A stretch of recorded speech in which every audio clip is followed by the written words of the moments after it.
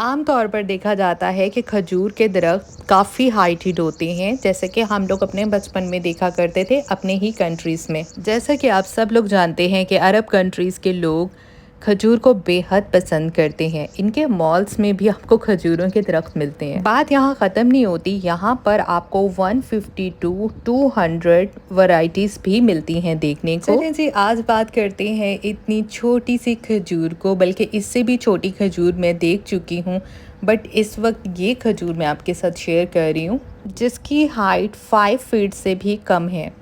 जैसे कि आप इस वीडियो में भी देख सकते हैं, जिस पे फुल फ्रूट्स भी लगे हुए हैं। क्या आप जानते हैं यूएई 7,50,000 टन खजूरें जो हैं वो प्रोड्यूस करता है एंड 4th लार्जेस्ट कंट्री है दुनिया में। यूएई में मैंने देखी हैं छोटी छोटी खजूर, इवन इससे भी छोटी खजूर मैंने देखी हैं। Yalla follow for more.